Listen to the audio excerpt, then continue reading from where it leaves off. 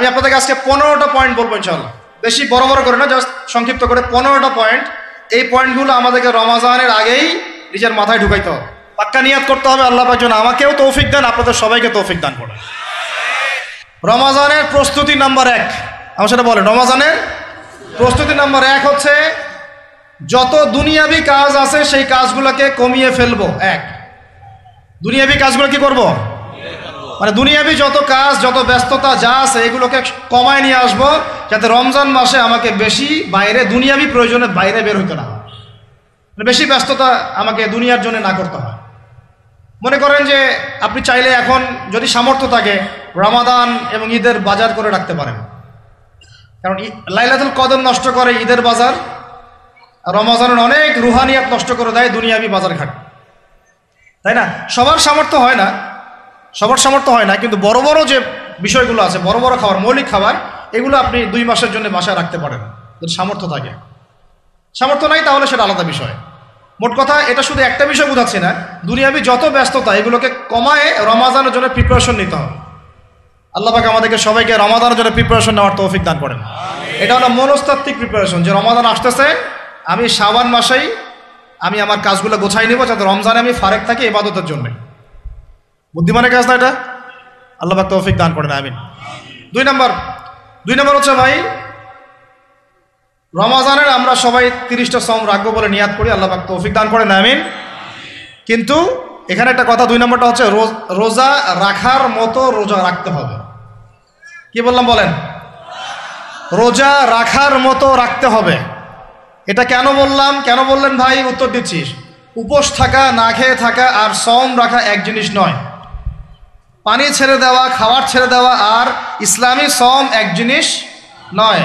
অনেক ধর্মের মানুষ খাবার পানি ছেড়ে দিয়ে থাকে, উপাস থাকে না?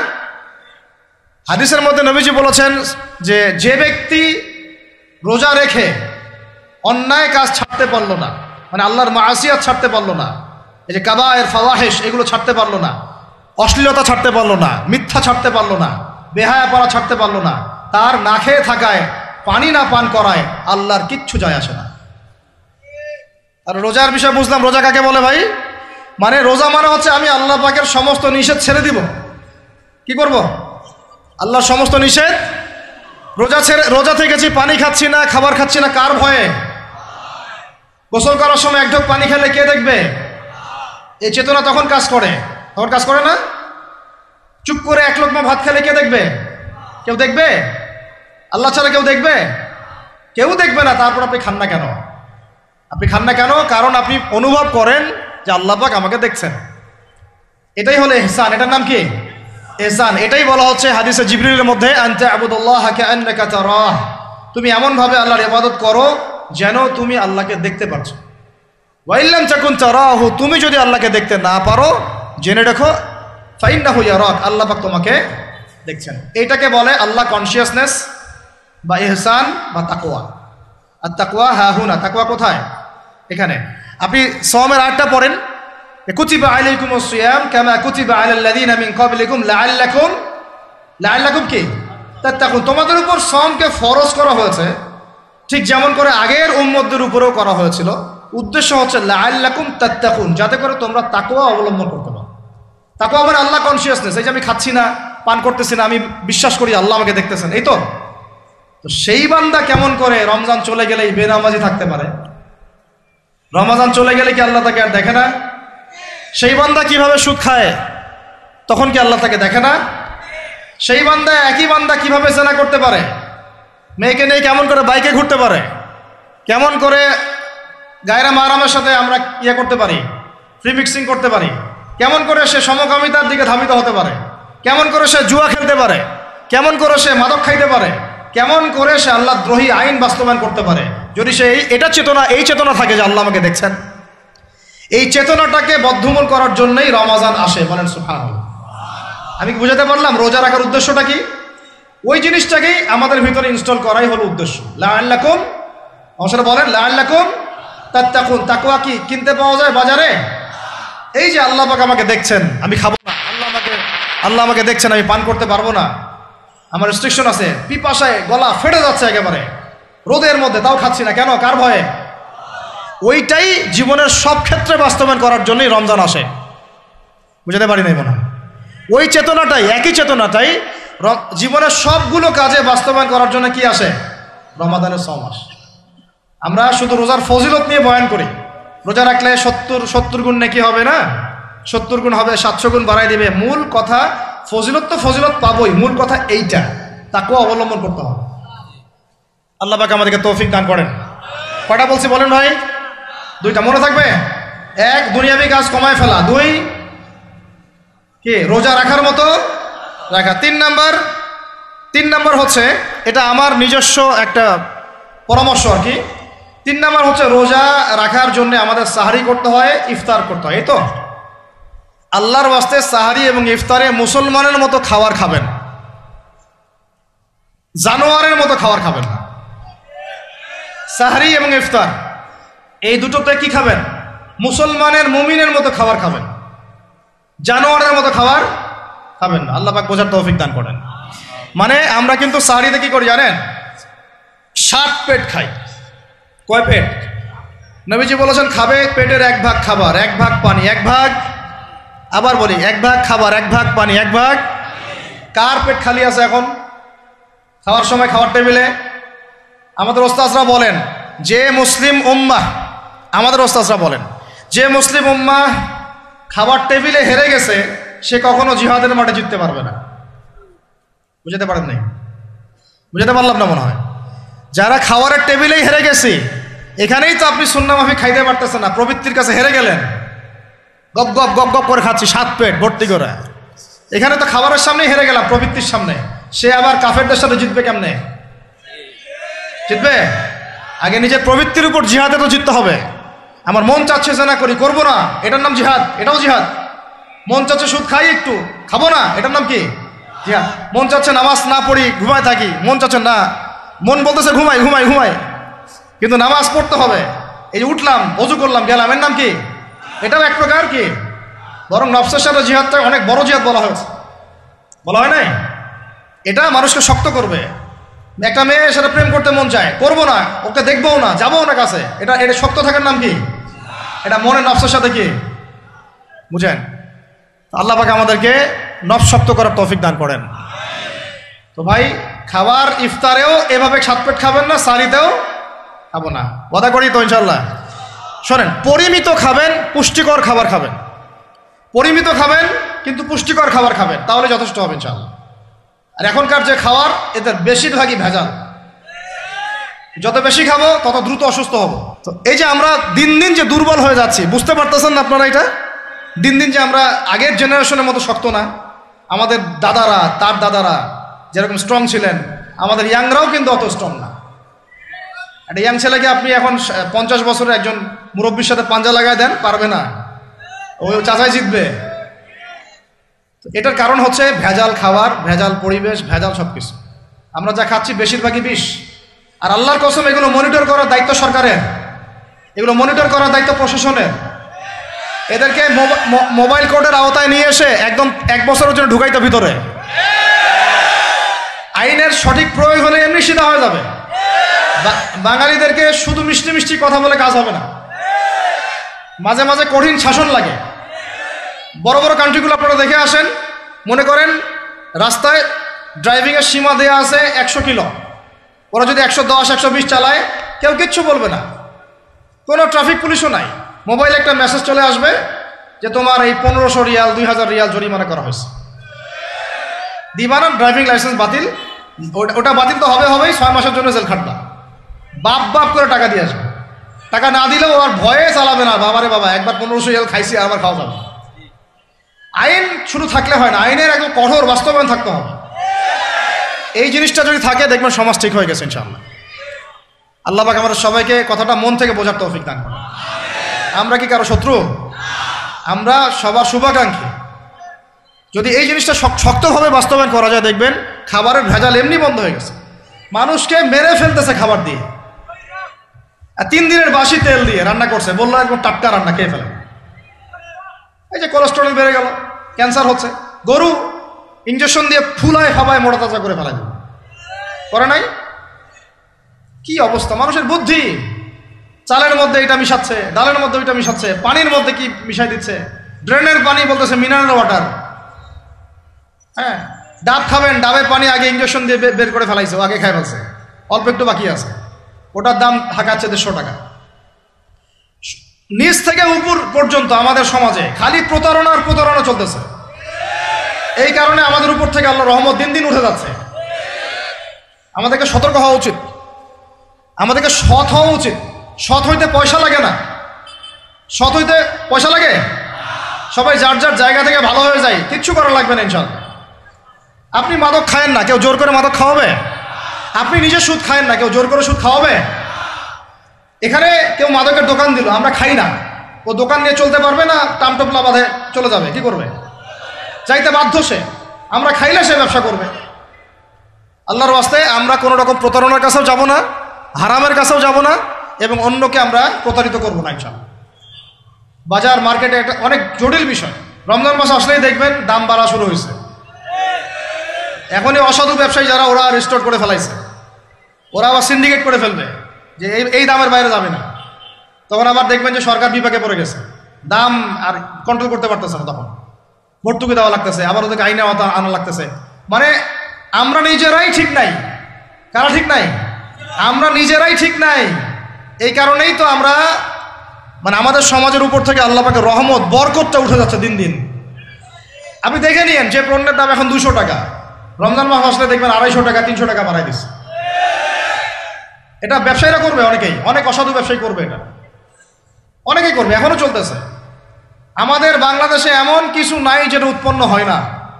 আমরা যদি আমাদের এখানে সঠিক জাকাত ভিত্তিক অর্থনীতি থাকতো, এবং সততা থাকতো, ইনসাফ থাকতো, আমানত থাকতো, আমাদের জিনিস আমরা খেয়ে শেষ করতে পারতাম না, এরপর বাকিটা রপ্তানি করতে পারতাম। অনেক কথা ভাই, এগুলো অর্থনীতির বিষয়, আরেকদিন কথা হবে ইনশাআল্লাহ।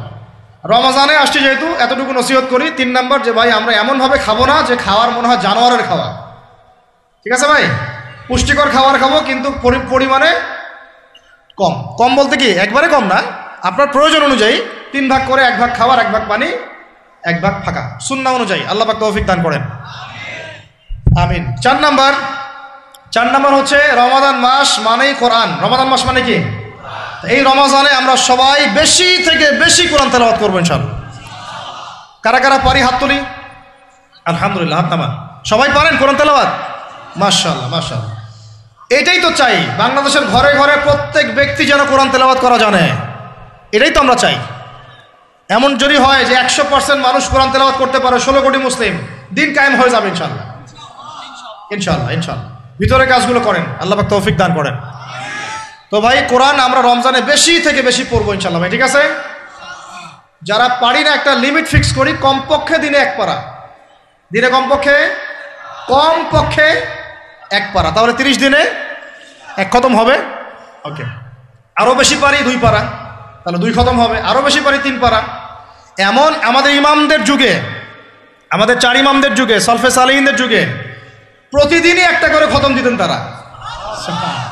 সুবহানাল্লাহ, তাদের সময় আল্লাহ বরকত দিয়েছিলেন। সুবহানাল্লাহ, সারা রাত জেগে তেলাওয়াত করতেছেন, নামাজ পড়তেছেন, দিনের বেলা তেলাওয়াত করতেছেন। রমজান মাস হচ্ছে কোরআন নাজিলের মাস। এই মাসে যে হতভাগা কোরআন পড়তে পারলো না, তার জন্য আফসোস করা ছাড়া কিছু করার নাই। রমজান মাসে কোরআন আগে পড়বো, কোরআন শিখবো, না পারলে কি করব? না পারলে 1 মাসে শিখবো, অন্যকে শেখাবো, কোরআনের দার্স দিব, কোরআনের মাহফিল হবে, কোরআনের তাবলীগ হবে, কোরআন নিয়ে আলোচনা হবে ইনশাআল্লাহ। আমরা জানবো কোরআনের মধ্যে কি আছে। এটা জানার সবচেয়ে উত্তম মাস হচ্ছে কি? রমাদান। আল্লাহ পাক তৌফিক দান করেন, আমিন। যারা আমরা আরবি জানি টুকটাক ভাঙাচোরা, তারা আমরা এটার অর্থ পড়বো ইনশাআল্লাহ। যারা আমরা আলেম ওলামা আছে অনেকেই, যারা ইফতা দিয়েছি, দাওরা দিয়েছি, বা আমরা তালেব ইলম ওলামা ইকরাম যারা আছে, আমরা এই কোরআনের তাফসিরগুলো পড়বো ইনশাআল্লাহ।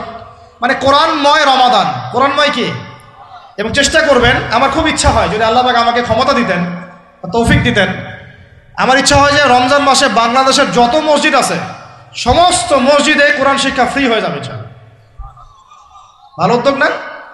বাংলাদেশে কত মসজিদ আছে? 1000 না লাখ? লাখ না কোটি?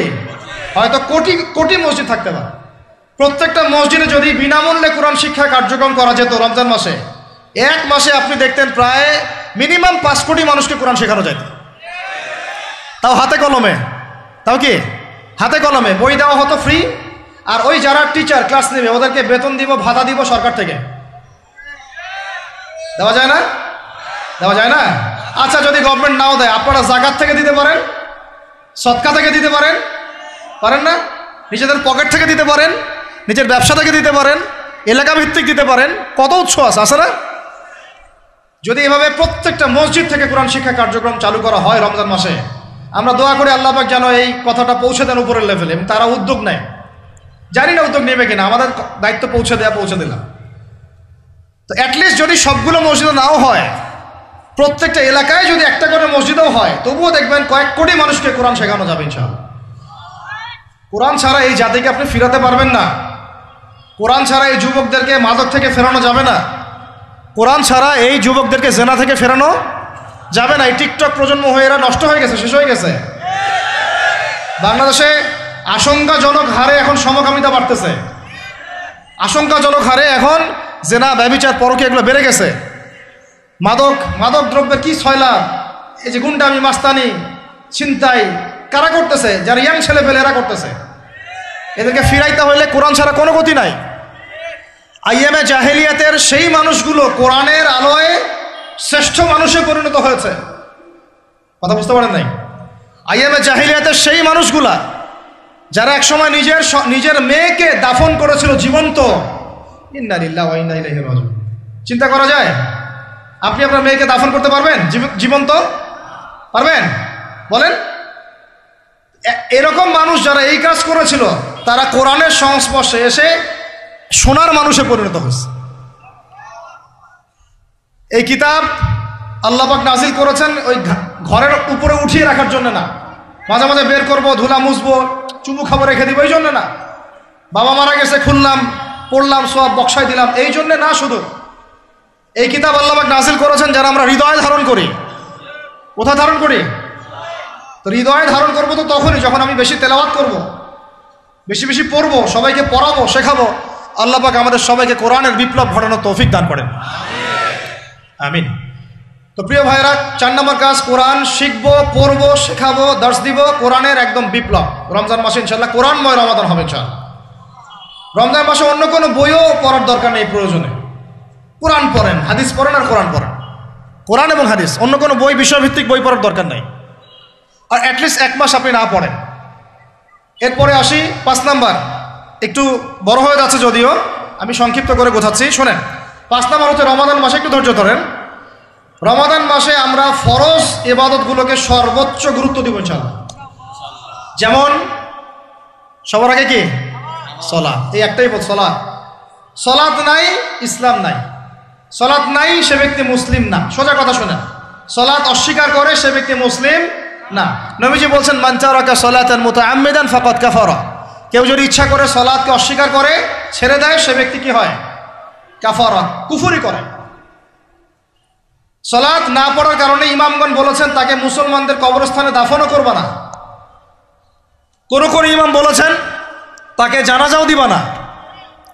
কোন ইমাম বলেছেন তাকে জেলখানায় বন্দি করে রাখবা। কোন ইমাম বলেছেন তাকে মৃত্যুদণ্ডের শাস্তি দিবা। আমি এমনি বলতেছি না, ইমামদের কওলগুলো পড়ে দেখেন।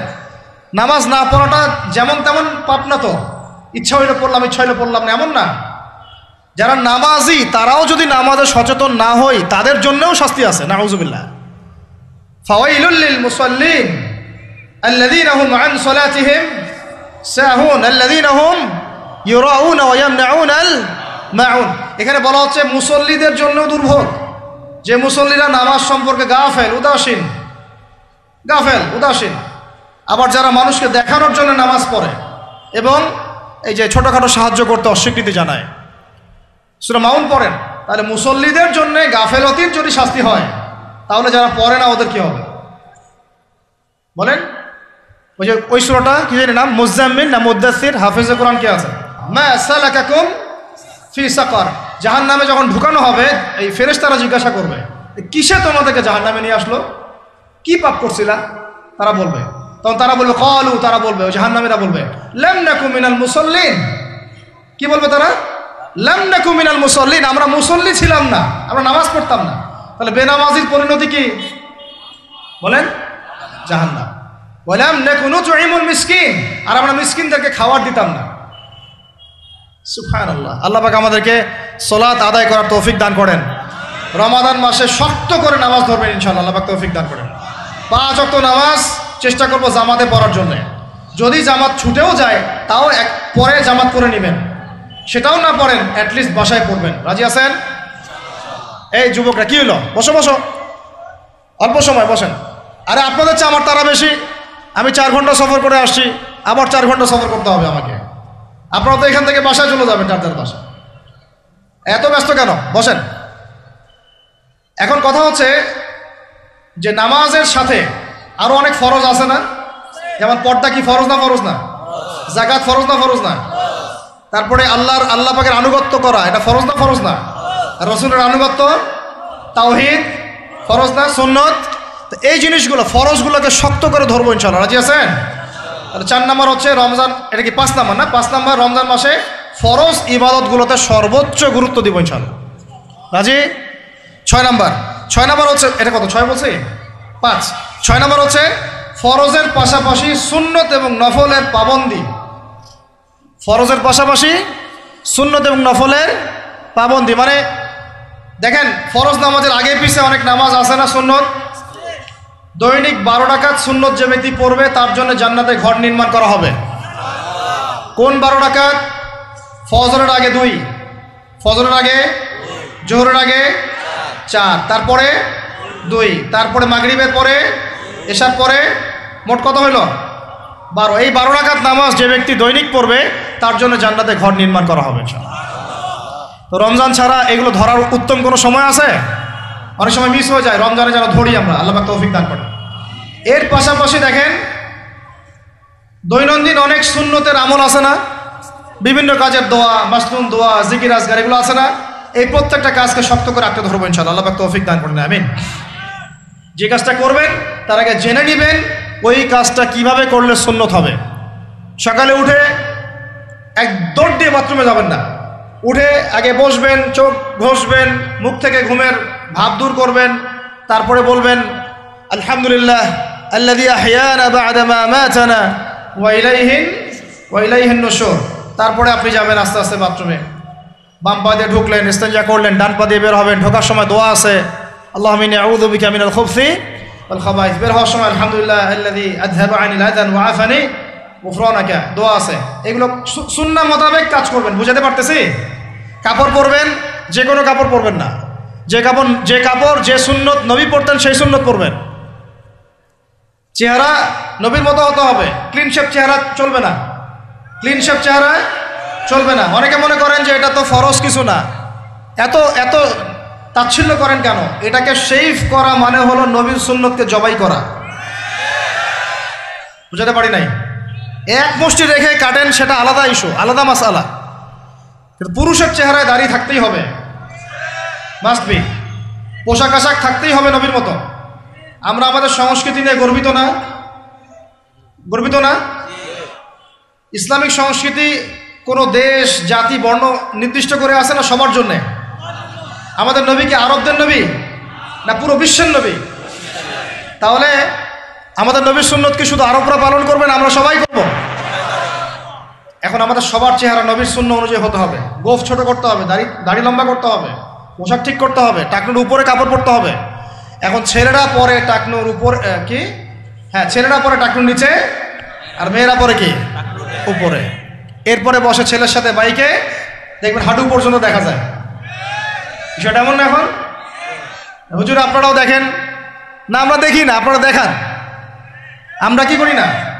আমরা দেখি না, বরং আপনারা দেখান। দেখালে আমরা চোখটা সরাই বলি আউযু বিল্লাহি মিনাশ শাইতানির রাজিম। চোখে পড়লে আমরা কি বলি? আউযু বিল্লাহি মিনাশ শাইতানির রাজিম। এখন আসেন, আমাদের পোশাক আশাক, কথাবার্তা, চলাফেরা, আমল, খাওয়া, ঘুম, ব্যবসা বাণিজ্য যা আছে, রাজনীতি, অর্থনীতি, সমাজনীতি, সব কিছু নবীর সুন্নাহ মাফিক ঢেলে সাজাইতে হবে। রাজি কি না? রমজান মাসে এটা নিয়াত করা যাবে ইনশাআল্লাহ?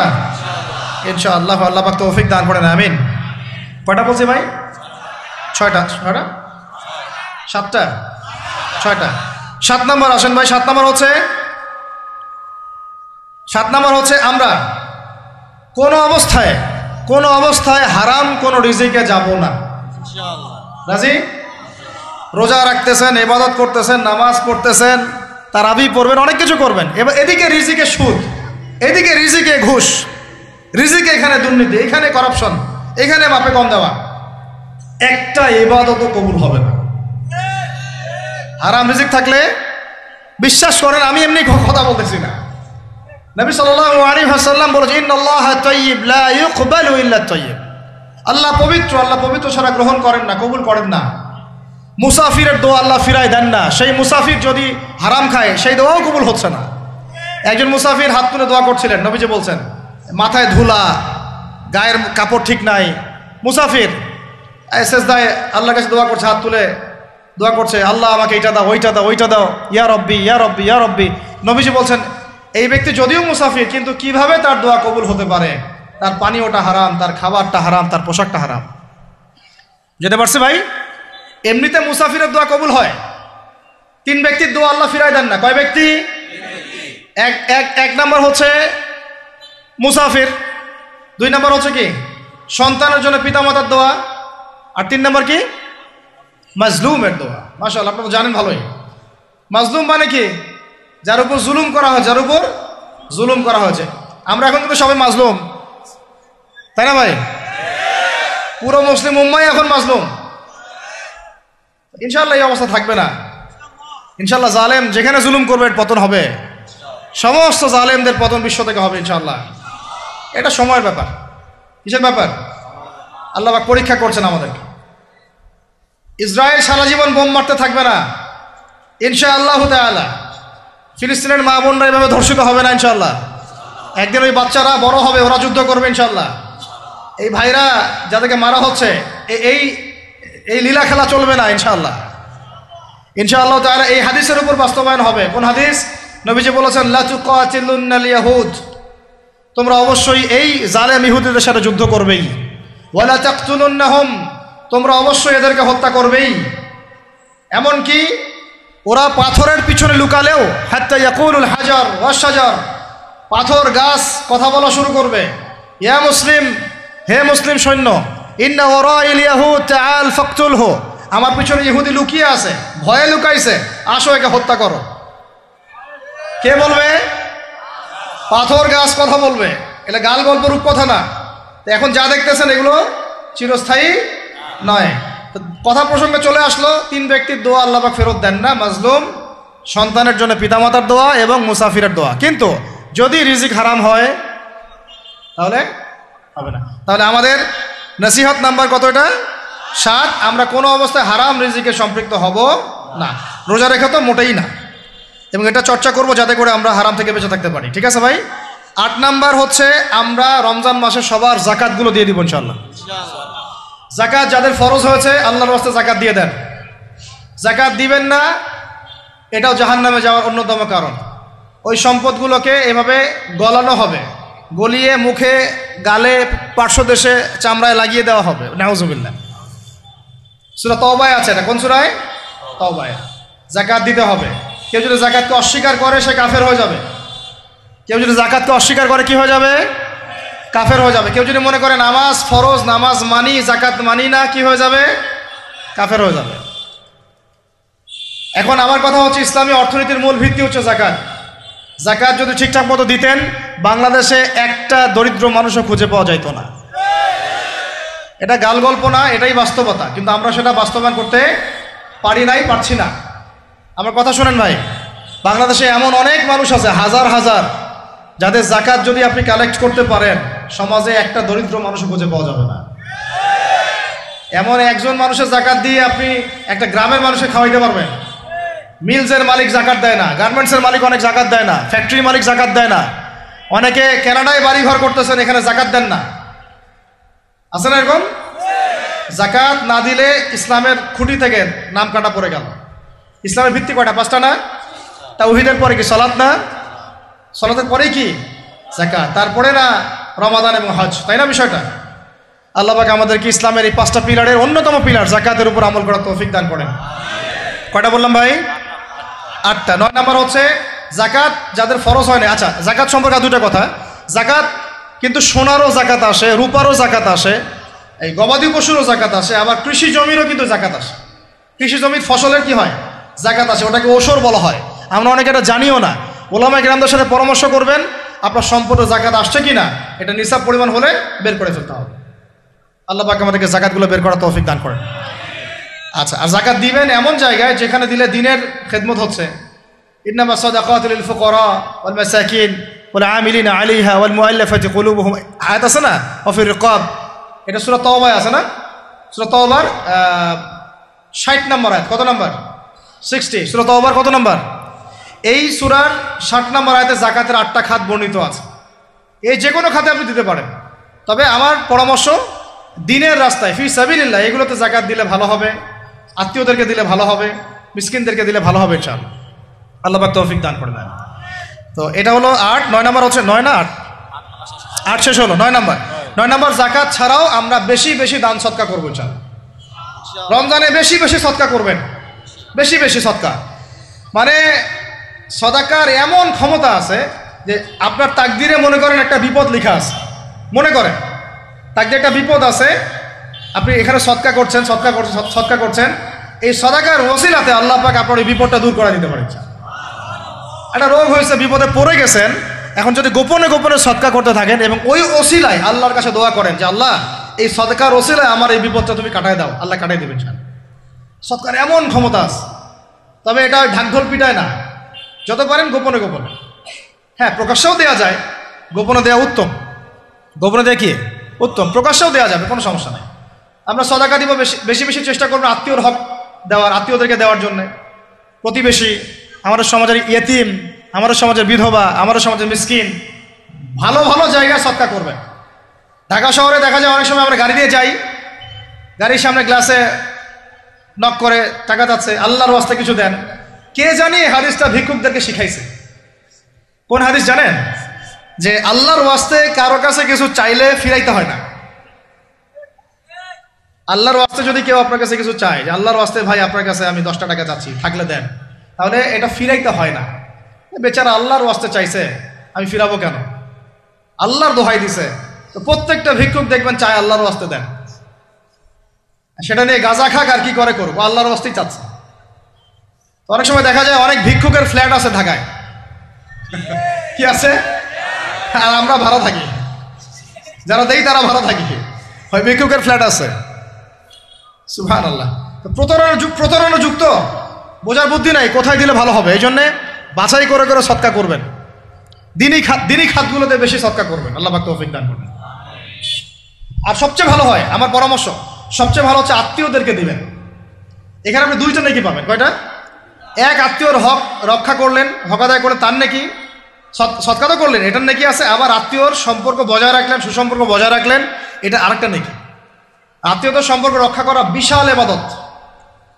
মানে এটা সিলাতুর রাহিম, এটা আল্লাহ পাকের আরশের সাথে ঝুলে থাকে। যে আত্মীয়তার সম্পর্ক রক্ষা করে আল্লাহ পাক তাকে রক্ষা করবেন। আত্মীয়তার সম্পর্ক যে নষ্ট করে দেয় আল্লাহ পাক এই কেটে ফেলবেন এটাকে। আত্মীয়তার সম্পর্ক নষ্ট করতে হয় না। আত্মীয়তার সম্পর্ক নষ্টকারী জান্নাতে যায় না। এটা না হাদিসটা ওস্তাদ? লা ইয়াদখুলুল জান্নাতা কাতিউর রহমি, মানে আত্মীয়তার সম্পর্ক, রক্তের সম্পর্ক যারা কাতি মানে কেটে ফেলে তারা জান্নাতে যাবে না। তো প্রিয় ভাইরা, আমরা আত্মীয়তার সম্পর্ক রক্ষা করবো ইনশাআল্লাহ। আর আত্মীয়দের মধ্যে সবাই একরকম হয় না, এক এক মানুষ এক এক বুঝে। কেউ হয়তো আলট্রা মডার্ন, কেউ এক্সট্রা অর্ডিনারি মডার্ন, ঠিক আছে, কেউ দিনের ধার কাছেও নাই, কেউ নাস্তিক, এরকম আছে তো নাকি? তা আপনি সৌজন্যমূলক সম্পর্ক বজায় রাখবেন। সালাম কালাম বিনিময়ে আসলে মেহমানদারি করা, সৌজন্যমূলক সম্পর্ক কি করবেন? বজায় রাখবেন। আল্লাহ পাক আমাদেরকে বোঝার তৌফিক দান করুন। কয়টা বলছি? 8 না 9? 9টা। 10 নম্বর হচ্ছে ভাই, রোজা রেখে বেশি বেশি ইস্তেগফার করবেন। কি করবেন বলেন? রোজা রেখে বেশি বেশি ইস্তেগফারের সবচেয়ে ছোট্ট বাক্যটা হচ্ছে আস্তাগফিরুল্লাহ ওয়া আতুবু ইলাইহি। কি বললাম বলেন? আস্তাগফিরুল্লাহ ওয়া আতুবু ইলাইহি। এইটুকু পারা যাবে না? দিনে কমপক্ষে 100 বার। কতবার? দিনে কমপক্ষে 70 বার বা 100 বার। দিনে কমপক্ষে 70 বার বা 100 বার। আরও বেশি পারলে আরও ভালো। ওই যে হিসনুল মুসলিম একটা বই আছে না, বা কিতাবুজ জিকির, কিতাবুদ দোয়া, আল আসকার, এমন অনেক বই পাওয়া যায়। এই বইগুলো কিনবেন, ওখানে দেখবেন অনেক জিকির আজগার দেওয়া আছে, দৈনন্দিন জিকির আজগার দেওয়া আছে, তাসবিহ তাহলিল দেওয়া আছে, সকাল সন্ধ্যার মাসনুন দোয়াগুলো দেওয়া আছে। এগুলো মুখস্থ করেন, কিছু হলেই হুজুর দোয়া করে দেন, হুজুর ফু দিয়ে দেন, হুজুর পানি পরা দেন। আগে হুজুরের উপর ডিপেন্ডেন্সি কেন আপনার? নিজে আল্লাহর কাছে চাওয়া শিখেন। সেজদায় গিয়ে আল্লাহকে বলেন, আল্লাহ আমার অসুস্থ, আমি অসুস্থ, আমাকে শেফা দাও। সেজদায় গিয়ে বলেন যে আল্লাহুম্মা আতিনা ফিদ দুনিয়া হাসানা ওয়া ফিল আখিরাতি হাসানা ওয়া কিনা আযাবান নার। হাত উঠান, আল্লাহকে বলেন আল্লাহ আল্লাহুম্মা আইনি আলা যিকরিকা ওয়া শুকরিকা ওয়া হুসনি ইবাদাতিক। আল্লাহকে বলেন ইয়া শাফি, ইয়া আল্লাহ, ইয়া রহমান ইশফিনি, আমাকে শেফা দান করেন। আগে আল্লাহর সাথে কথা বলা শিখেন, তাই না ভাই? তারপরে দোয়া নিবেন, পানি পরাও নিতে পারেন, ঝাড়ফুঁক দিতে পারেন, সেটা আছে বৈধতা অবশ্যই, এটাও ঠিক আছে। কিন্তু আগে আপনি আল্লাহকে চিনতে শিখেন। বেশি বেশি রোজা রেখে ইস্তেগফার করবেন, আল্লাহ পাক তৌফিক দান করেন, আমিন। একটা বইয়ের নাম বলেছে হিসনুল মুসলিম, আল আসকার, কিতাবুদ দুআ, এরকম অনেকগুলো বই আছে বাজারে। এগুলো কিনে বাসায় মুখস্থ করার চেষ্টা করেন, আল্লাহ পাক তৌফিক এনায়েত করেন, বলি আমিন। কয়টা বললাম? 10টা। 11 নাম্বার, আসলে আমার মার্কিংটা উল্টা পাল্টা তো বুঝতে পারতেছি না, ঠিক আছে? 11 নাম্বার হচ্ছে, শোনেন, 11 নাম্বার হচ্ছে, দেখেন কোরআন খুলবেন, দেখবেন প্রথমে রোজার প্রসঙ্গ যেখানে আসছে কুতিবা আলাইকুমুস সিয়াম, সেখানে আগে আসছে সিয়ামের কথা, তারপরে আসছে শাহরুর রমাদান আল্লাযী উনজিলা ফীহিল কোরআন, কোরআনের কথা, তারপরে আবার আসছে ওয়াইদা সাআলাকা ইবাদি আন্নী ফাইন্নী করিব, দোয়া করার কথা। সুবহানাল্লাহ, কিসের কথা? প্রথমে আসছে রোজা রাখার কথা, তারপরে কোরআনের কথা, তারপরে আল্লাহর কাছে কি করার কথা? দোয়া করার কথা। যখন আমার বান্দারা তোমাকে জিজ্ঞাসা করে, যে আমার সম্পর্কে জিজ্ঞাসা করে, ওয়াইদা সাআলাকা ইবাদি আন্নী, বলো ফাইন্নী করিব, আমি কাছেই আছি, উজিবু দাওয়াতাদ দাঈ ইযা দাআন, দোয়াকারী যখন দোয়া করে আমি তার দোয়া শ্রবণ করি। সুবহানাল্লাহ। ফালিয়াস্তাজিবু লি ওয়াল ইউমিনু বি, আমি তার দোয়া শুনি, অতএব সেও যেন আমার কথা শুনে। সুবহানাল্লাহ। এবং আমার প্রতি ঈমান নিয়ে আসে। তাহলে রোজা রেখে বেশি বেশি কি করব বুঝে ফেলছেন? কি বলেন? দোয়া করবেন। কোরআনের পরে কিসের কথা আসছে? রোজাদারের দোয়া ফেরত দেওয়া হয় না। দোয়া কবুল হওয়ার অন্যতম একটা অস্ত্র হচ্ছে রোজা রেখে দোয়া করা। কেমন করে ফেরত দিবে? আল্লাহর জন্য আমরা না খেয়ে আসি, তাই না? আল্লাহ পাকের মায়া হবে না, দয়া হবে না? আমার বান্দা না খেয়ে আছে, আমার বান্দা পানি ত্যাগ করছে, আমার বান্দা স্ত্রী সহবাস ত্যাগ করছে, হালালগুলো ছেড়ে দিয়েছে আমার জন্যে, তা আমি কেন তার দোয়া? অবশ্যই আল্লাহ পাক উপযুক্ত মনে করলে দোয়া কবুল করবেনই করবেন ইনশাআল্লাহ। দোয়া করার পদ্ধতি জানতে হবে। হারাম খাওয়া যাবে না, শিরিক করা যাবে না, বেদাত করব না। ইনশাআল্লাহ দোয়া করার আগে আল্লাহর প্রশংসা করব, নবী সাল্লাল্লাহু আলাইহি ওয়াসাল্লামের প্রতি দরুদ পড়ব, ঠিক আছে? দোয়া কবুলের সময়গুলো বেছে বেছে দোয়া করব, ইনশাআল্লাহ দোয়া কবুল হবে। আল্লাহ পাক আমাদেরকে রোজা রাখা অবস্থায় বেশি বেশি দোয়া করার তৌফিক দান করেন। কটা হচ্ছে? 11। 12 নাম্বার হচ্ছে রমজান মাসে তারাবির নামাজ জামাতে পড়ব। কি বললাম বলেন? রমজান মাসে সালাতুত তারাবি জামাতে পড়ব। এখন আমি আরো 3টা কথা বাড়াই দিচ্ছি, কেউ হজম করতে পারলে করেন, যদি না করতে পারেন বদহজম হয়ে যায়, কিছু করার নাই। বদহজম যদি হয়ে যায় পরে আমাদের সাথে মাদ্রাসায় এসে বসেন, কিতাবপত্র খুলে দেখাবো, কথা হবে ইনশাআল্লাহ, ঠিক আছে? অনলাইন গরম করার দরকার নাই। রমজান মাসে আমরা তারাবির নামাজ পড়বো ইনশাআল্লাহ জামাতে। কোথায়? জামাতে ইনশাআল্লাহ। 1। 2 নাম্বার, তারাবির নামাজ পড়বো 20 রাকাত। কত রাকাত? 20 রাকাত। আর যদি বলেন যে আমি ভাই কম পড়ি, পড়েন আপনি বাসায়, কোনো সমস্যা নাই, আপনি আপনার মতো করে বাসায় পড়েন, কোনো সমস্যা নাই। যদি উমর রাদিয়াল্লাহু আনহু এর উপর আমল করে থাকেন, আমার আমল করতে কোনো সমস্যা নাই। যদি উসমান রাদিয়াল্লাহু আনহু 2 আযান চালু করে থাকেন, তাহলে আমার আমল করতে কোনো সমস্যা নাই। ওই যে হাদিসটা বলেছিলাম প্রথমে, কে নাজাত প্রাপ্ত ফেরকা? মা আনা আলাইহি ওয়া আসহাবি, আমি আর আমার সাহাবীরা যার উপরে আছি। আরেকটা হাদিস কি? আলাইকুম বিসুন্নতি ওয়া সুন্নতি খুলাফায়ে রাশিদিন মাহদিয়িন মিন বা'দি, তোমাদের উপর অবধারিত হচ্ছে, ওয়াজিব হচ্ছে আমার সুন্নতকে আঁকড়ে ধরা এবং আমার সাহাবীদের সুন্নতকে কে আঁকড়ে ধরা। কার কার সুন্নত? আমার সুন্নতকে আঁকড়ে ধরো এবং আমার সাহাবীদের সুন্নতকে আঁকড়ে ধরো, খোলাফায়ে রাশেদার সুন্নতকে আঁকড়ে ধরো, যারা মাহদিয়িন হেদায়েত প্রাপ্ত মিন বা'দি, আমার পরে। সাহাবায়ে কেরাম যদি কিছু চালু করেন, আমল করতে কোনো দোষ নাই, বরং এটাই হচ্ছে সুন্নতের আরো শ্রেষ্ঠ অনুসরণ। কারণ আমি তো ওমরের চেয়ে বড় পরহেজগার হইতে পারবো না, পারবেন? তাহলে আমি তো উসমানের চেয়ে দিন বেশি বুঝি না, তিনি যদি 2 আযান চালু করতে পারেন তাহলে আমি তাকে বেদাতি বলতে পারি না, নাউযুবিল্লাহ। যদি কি আমি তাকে এভাবে শব্দ প্রয়োগ করা হয়েছে বাংলাদেশে, উসমান রাদিয়াল্লাহু আনহু যদি 2 আযান চালু করে থাকে ওটা বেদাত হয়ে গেছে, নাউযুবিল্লাহ। বলেন নাউযুবিল্লাহ। সাহাবীরা কিছু চালু করলে যদি বেদাত হয় তাহলে সুন্নত হবে কি? তাহলে সুন্নত কোনটা হবে? তাহলে এই ব্যক্তি এরকম কথা যদি কেউ বলে থাকে তাহলে তার উচিত হবে এখনই রুজু করে ফিরে আসা, অহংকার না করা, হঠকারিতা না করা, এখনই ইস্তেগফার করে তওবা করে ফিরে আসা। আল্লাহ মাফ করে দিবেন ইনশাআল্লাহ। আর এর উপর হঠকারিতা থাকে না, ওসমান রাদিয়াল্লাহু আনহু যদি 2 আযান চালু করে থাকে তিনি ভুল করেছেন, তিনি বেদাত করেছেন, নাউযুবিল্লাহ। বিশ্বাস করেন সাহাবীদেরকে এভাবে কটাক্ষ করলে, আন্ডারএস্টিমেট করলে, এভাবে কথাবার্তা বলে, শানের খেলাফ কথা বললে ঈমানও চলে যেতে পারে। আমরা নবীকে মানব সাহাবীদের মানদণ্ডে, সাহাবীদের বুঝের উপর আমাদের বুঝ না। আমি বুঝাতে পারতেছি না। নবীকে মানব, অবশ্যই মানব। কার মাধ্যমে? কাদের মধ্য দিয়ে? সাহাবাদের তরিকার মধ্য দিয়ে। সাহাবাদের তরিকা আমি কি ধাবাস করে পাবো? তাবেই লাগবে, তাবেই লাগবে। এই সিলসিলা মেনটেন করে আমাকে মানতে হবে। কোরআন এবং হাদিস তো সবার বাসায় আছে। আপনাকে যদি আমি এখন বলি যে ক্রিপ্টোকারেন্সি হালাল না হারাম, আপনি কি বের করে দিতে পারবেন এখন আমাকে? পারলেও আপনার আরো 15-20 বছর পড়াশোনা করতে হবে। তারপরে যারা এগুলো নিয়ে গবেষণা করে তাদের কাছে আসতে হবে, জিজ্ঞাসা করতে হবে, বলতে হবে, তারা ফতোয়া দিলে মানতে হবে। ফাসআলু আহলা যিকরি ইন কুনতুম লা তা'লামুন। তোমরা আহলে জিকিরদেরকে জিজ্ঞাসা করো, আহলুল ইলমদেরকে জিজ্ঞাসা করো যে বিষয় তোমরা জানো না।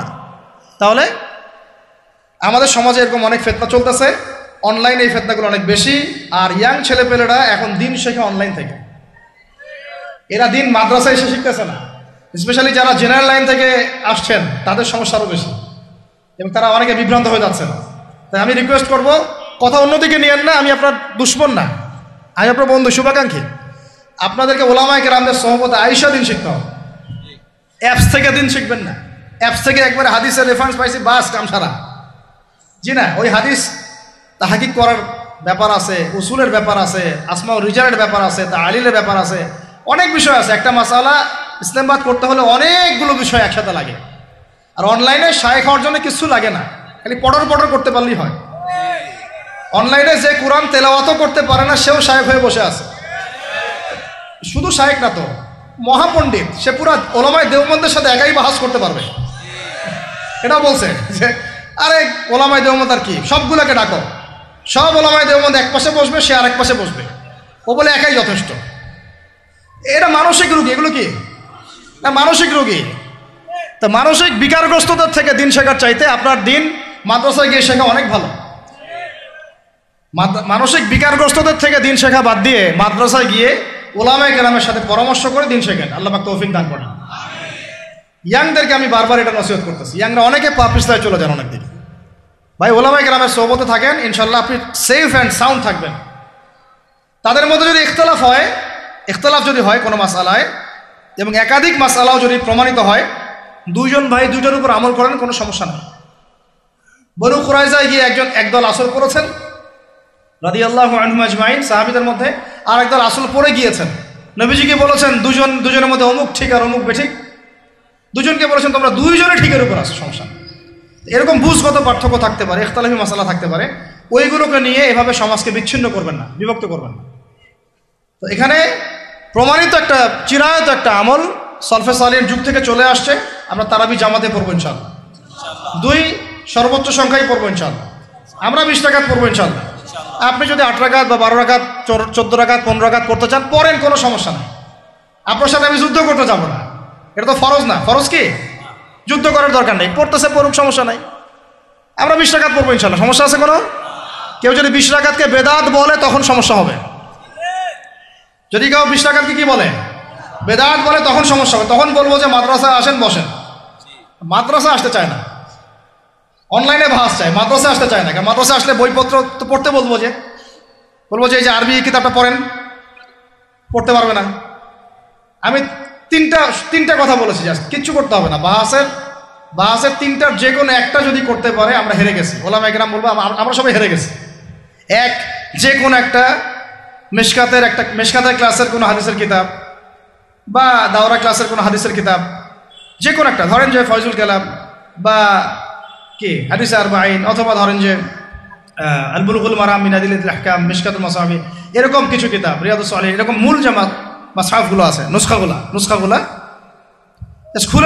খুলে দেওয়ার কাজ, যে একটু পড়ে শোনা হাদিসে কি লেখা আছে।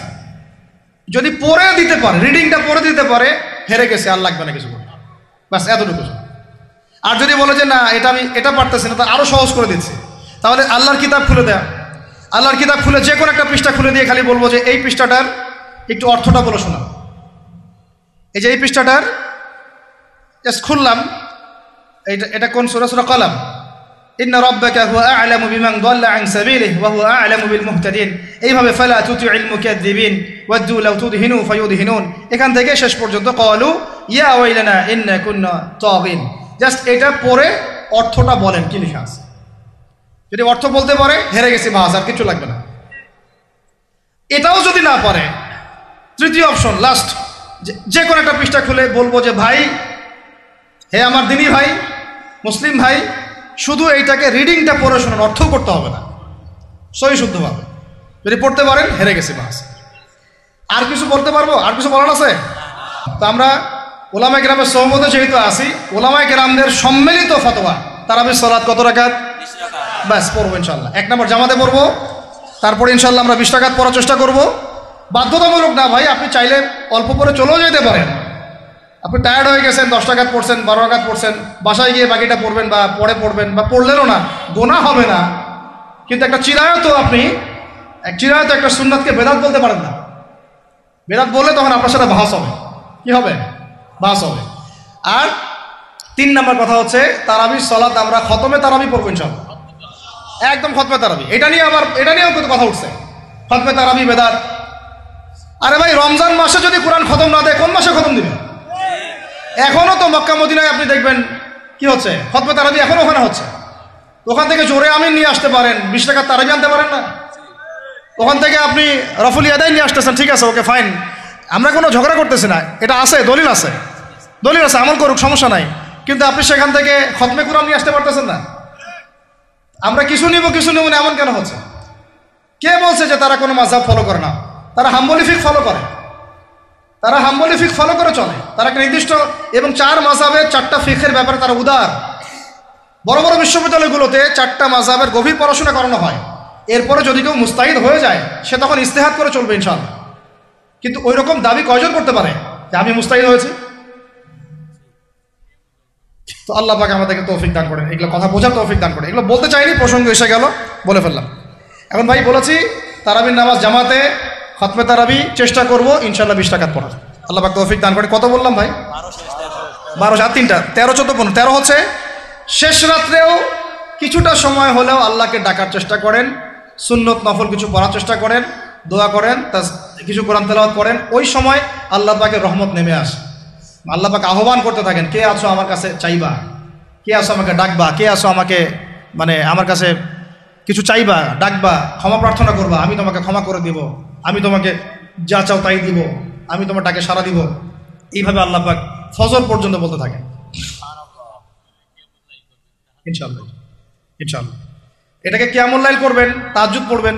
এটা তাহাজ্জুদ আপনি এমন না যে আপনি তারাবি পড়েছেন বলে পরে নামাজ পড়তে পারবেন না, এমন না কিন্তু বিষয়। আপনি পরেও শেষ রাত্রেও নামাজ পড়তে পারবেন ইনশাআল্লাহ। আল্লাহ পাক তৌফিক দান করেন, আমিন। 13 হয়েছে, 13 শেষ। 14 হচ্ছে ভাই, যদি সামর্থ্য থাকে রমজান মাসে একটা উমরা করে আসে। যদি সামর্থ্য থাকে, সবার তো সামর্থ্য নাই, কিন্তু যদি সামর্থ্য থাকে রমজান মাসে একটা উমরা করে আসতে পারেন। আল্লাহ পাক যারা নিয়াত করেছে উমরা করার, আল্লাহ পাক করার তৌফিক দান করেন। আর যারা আল্লাহর ঘর দেখে নাই, আল্লাহ পাক সবাইকে দেখার তৌফিক দান করেন। যারা হজ ফরজ হয়েছে, অবিলম্বে হজ করার তৌফিক দান করেন। আল্লাহ পাক আমাদের সবাইকে ফরজ হজ আদায় করার তৌফিক দান করেন। এবং যাদের সামর্থ্য আছে, আল্লাহর মাকবুল বান্দা, তাদেরকে আল্লাহ পাক বেশি বেশি আল্লাহর ঘর জিয়ারত করার তৌফিক দান করেন, আমিন। তো ওইখানে না গেলে ভাই ইসলামের অনেক কিছু বোঝা যায় না, মন থেকে উপলব্ধি করা যায় না। এই যে রাসূলের জীবনে আপনি পড়তেছেন, সুন্নতগুলো আমল করতেছেন, যখন তার রওজার সামনে দাঁড়াবেন, সালাম দিবেন, আসসালামু আলাইকা আইয়ুহান নবী ওয়া রাহমাতুল্লাহি ওয়া বারাকাতুহু, আপনার কলিজাটা একদম কেঁদে উঠবে। তখন মনে হবে যে এখানে নবী সাল্লাল্লাহু আলাইহি ওয়াসাল্লাম এখানেই আছে। তো তার যুদ্ধ করা সেই বদরের মাঠ, সেই উহুদের প্রান্তর, সেই বনু কুরাইজা, সেই আপনার মসজিদে কুবা, এই মক্কা, এই বাইতুল্লাহ, এই হারাম, এগুলো না দেখলে, চোখে না দেখলে আপনি উপলব্ধি করতে পারবেন। ফিলটা আসবে না। কথা বুঝতে পারছেন? আল্লাহ পাক আমাদেরকে সামর্থ্যবানদেরকে ওমরা করার তৌফিক দান করে নেন। এরপরে হচ্ছে যে কটা শেষ হয়েছে? 14টা 13টা 14টা হয়ে গেছে। আচ্ছা, শেষটা হচ্ছে রমজানে আমরা আমাদের আশপাশের সমাজের যত দরিদ্র মানুষ আছে, অসহায় দরিদ্র ইয়েতিম বিধবা মিসকিন এরকম মুসলিম যারা আছে তাদের সবাইকে ইনশাআল্লাহ রমাদানের পণ্য সামগ্রী খাদ্য সামগ্রী বিতরণ করবো ইনশাআল্লাহ। এই উদ্যোগটা আমরা সবাই নেই তো আল্লাহ পাক নেওয়ার তৌফিক দান করেন। আমি প্রত্যেকটা এলাকা ভিত্তিক যুবকরা দাঁড়ায় যাও, হালাল যাদের অর্থ ওদের থেকে কালেকশন করো, করে প্যাকেট রেডি করো। এক পাশে রমাজানের প্যাকেজ, চাল ডাল ছোলা বুট যা যা হয় রমাজানের প্যাকেজটা করে সমাজের নিম্নবিত্ত, একদম নিম্নবিত্ত নিম্ন মধ্যবিত্তরা চেয়ে খাইতে পারে, নিম্ন মধ্যবিত্তরা কিন্তু চেয়েও খাইতে পারে না, ওদের গায়েরতে লাগে, তাই না? তাদের নাম লিস্ট করে করে সবার ঘরে ঘরে পৌঁছে দেওয়ার চেষ্টা করো। আল্লাহ পাক তৌফিক দান করেন। আমরা শুধু একাই খাবো, একাই পড়বো, একাই ভালো থাকবো, এটা চিন্তা করলে হবে না। সমাজের আপামর এই দরিদ্র জনগোষ্ঠীর পাশে রমজান মাসে আমাদের সবাইকে দাঁড়ানো উচিত। আল্লাহ পাক দাঁড়ানোর তৌফিক দান করেন, আমিন। আর এর সাথে একটা জিনিস জুড়ে দিলাম, রমজান মাসে আমরা বেশি বেশি মানুষকে ইফতার করাবো ইনশাআল্লাহ।